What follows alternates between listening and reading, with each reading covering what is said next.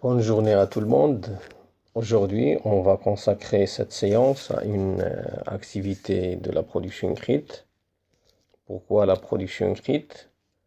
Pour la simple raison, c'est qu'elle constitue 50% de l'examen régional de la langue française, c'est-à-dire la moitié de la note.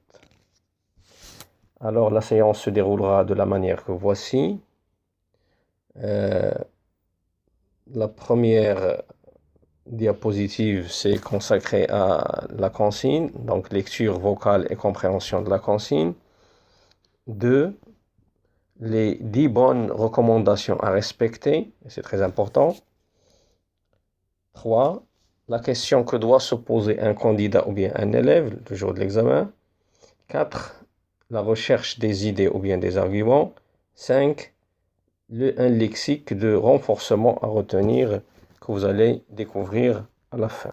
Alors c'est parti.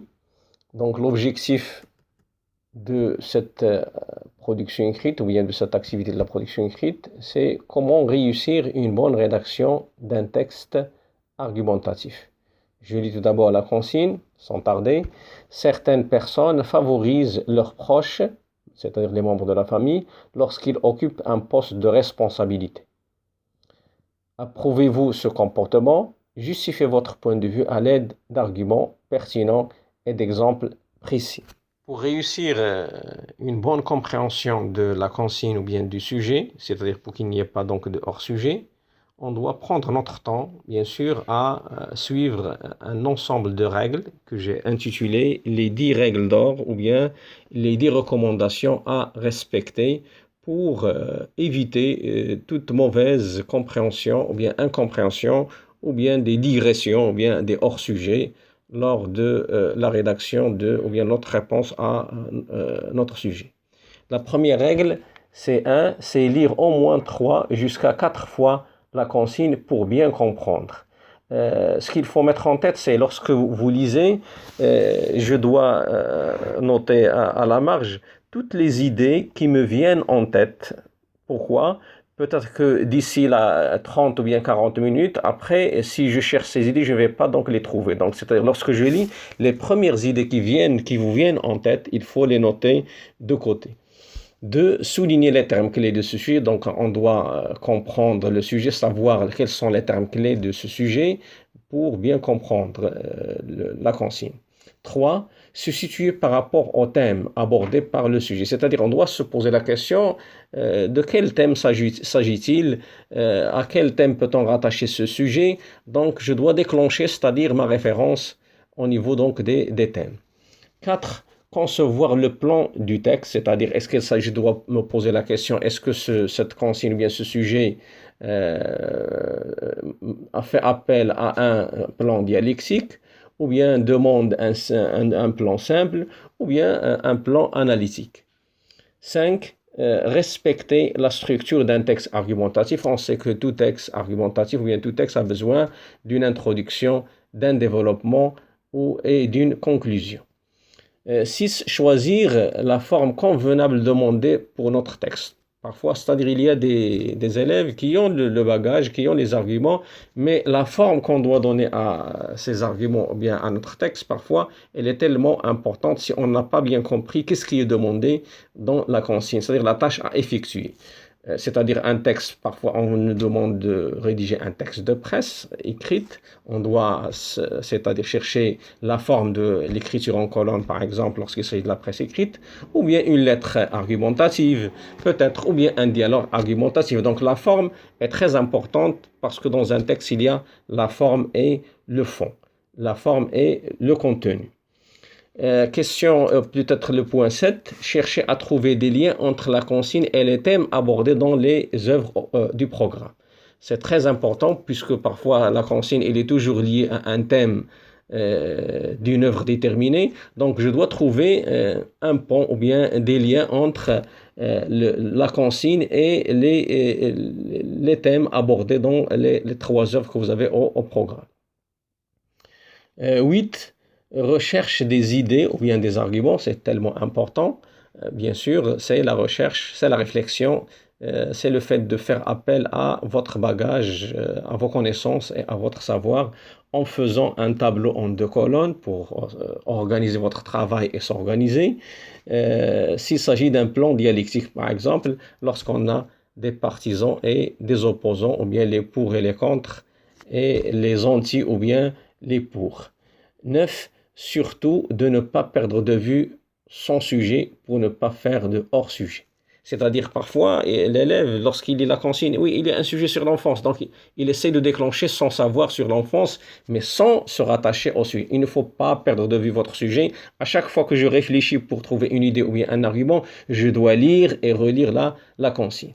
Le 10e point, c'est la rédaction et recherche des mots d'articulation. Par exemple, une fois que j'ai trouvé mon plan et la structure de mon texte et les idées, par exemple, de mon texte, je dois réfléchir bien sûr à trouver les mots d'articulation ou bien les connecteurs logiques et sémantiques pour produire mon texte et par la suite, je terminerai par l'affinement.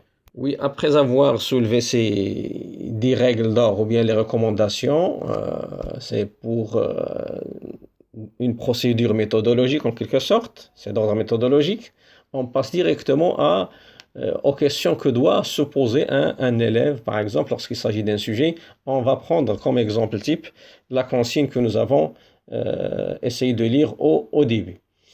La première question que je dois poser, à quel thème peut-on rattacher le sujet évoqué dans cette consigne? Quels personnages dans les 3 œuvres sont-ils concernés par ce thème, c'est-à-dire le thème suggéré dans la consigne? Quel lien de parenté unit les personnages entre eux? Ici, on a l'exemple du roi Créon avec sa nièce Antigone. Créon agit-il en tant qu'oncle ou exerce-t-il ses fonctions, c'est-à-dire ses charges, en tant que roi? C'est-à-dire, est-ce qu'il s'agit d'un rapport officiel, c'est-à-dire c'est le devoir, ou bien un rapport officieux, c'est du favoritisme ou bien du clientélisme. La consigne ou bien la tâche à faire, approuvez-vous son comportement, c'est-à-dire est-ce que vous êtes d'accord, est-ce que vous appréciez le comportement de Créon lorsqu'elle a favorisé peut-être ses proches, ou bien il ne doit pas les favoriser, donc ou bien vous êtes contre et vous pouvez soutenir votre point de vue ou bien via des arguments. Selon vous, faut-il favoriser ses proches lorsqu'on occupe un poste de responsabilité? C'est la question, bien sûr, centrale dans notre consigne. Quel argument peut-on avancer, soit pour légitimer ou incriminer ces actes? C'est-à-dire les arguments qu'on doit avancer pour légitimer ou bien condamner et dénoncer, bien sûr, ces actes jugés plus ou moins inacceptables. Enfin, à votre avis, ce favoritisme ou clientélisme est-il justifié? Ce sont les questions que doit se poser un élève ou bien un candidat face à un sujet de la sorte. Alors, on est arrivé à la recherche des idées ou bien les arguments. C'est la tâche la plus ou moins jugée difficile. C'est la bête noire des élèves. J'ai essayé donc de situer mon effort de compréhension de la consigne et j'ai soulevé les arguments suivants. J'ai 2 titres, par exemple, ou bien j'ai 2 colonnes. Argument pour l'adoption d'un comportement officiel, lorsqu'il s'agit donc du devoir, et les arguments contre l'adoption d'un comportement officieux, c'est-à-dire qui n'est pas légal et qui n'est pas juste. Je lis tout d'abord, pour gagner du temps, distinguer entre la vie, donc il faut distinguer entre la vie professionnelle, c'est-à-dire le devoir, et la vie privée, c'est-à-dire la vie personnelle, pour agir officiellement. Donner le bon exemple aux autres, on doit donner l'exemple aux autres pour ne pas braver, transgresser, violer une loi. Instaurer la culture de l'équité et de la justice, on doit être équitable et juste, propre peut-être et intègre. Encourager les valeurs du mérite et de la compétence, avec ce comportement on encourage les valeurs du mérite et de la compétence. On doit fonder des rapports basés sur la confiance et le respect. On gagne par ce comportement l'estime des autres en donnant les mêmes chances à tout le monde. Enfin, enseigner les valeurs de la citoyenneté pour créer une certaine stabilité sociale. Ce sont les arguments de ceux qui sont pour l'adoption d'un comportement officiel. Ceux qui sont contre, bien sûr, on a tout d'abord créé, si on se comporte de cette manière, on va créer des sentiments de haine, de vengeance chez les personnes. ou bien chez les sujets, lorsqu'il s'agit d'un roi, ou bien les citoyens d'une manière générale. Deuxième argument, encourager les liens du favoritisme, c'est-à-dire du clientélisme. Instaurer la culture de la paresse et la dépendance chez les individus.